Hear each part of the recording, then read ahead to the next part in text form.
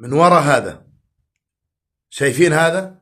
من وراء هذا 6 إخوان، 2 منهم بالمستشفى و4 منهم توفوا رحمة الله عليهم. من وراء هذا احنا نؤمن بقضاء الله وقدره ورحمة الله عليهم. الرسالة هاي المرة هاي للنسوان، لربات المنزل، للأمهات.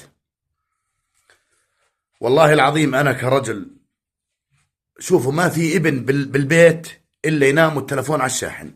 هذه ينسونا منها، واللي بيقول الكلام هذا أنا لو أحكي لكم هذا كذب أنا بكون كذاب.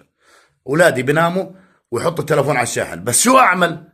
بس أخليهم يغرقوا بنومهم، عيني صاحي أنا، بس أخليهم يغرقوا بنومهم، أجي والله العظيم التلفون يكون على الشاحن، أجي عليهم زي هيك وهم نايمين، أسحب التلفون الشاحن شوي شوي وأحطه على جنب. 6 إخوان، 2 منهم بالمستشفى و4 منهم توفوا. يا ربات المنزل، يا ربات المنزل، اتركوكم منا احنا رجال. احنا ممكن تجينا شغلة نغيب عن البيت، يظل مين فيه؟ تظل الأم الله يصبر قلب أمهم، الله يصبر قلب أبوهم. 2 بالمستشفى و4 توفوا يا إخوان اليوم بأبو علندة.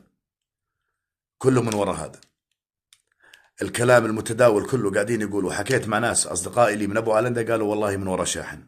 4 إخوان توفوا يا ناس، يا ناس الله يصبر قلب أمهم، يا ناس الله يصبر قلب أبوهم. يا إخوان، يا إخوان، والله العظيم، والله العظيم، والله العظيم إنه أقسم بالله أنا واحد من الناس، وأنت يلي تتابعني، رد على أخوك خالد، رد على أخوك خالد. حسرة، حسرة، حسرة يا إخوان.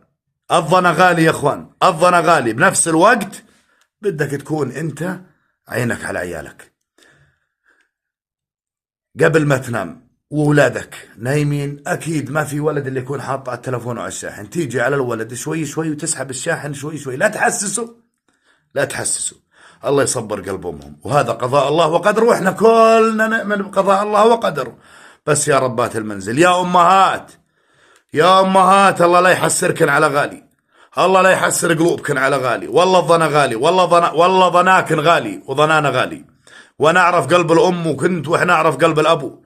الله يصبر قلب ابوهم والله يصبر قلب امهم. يا اخوان، يا عالم، والله العظيم ان هذا خطر، قسما بالله العظيم هذا موت. هذا اول شيء دخن، تموت انت من الدخنه بعدين يولع، بس تموت من الدخنه يولع.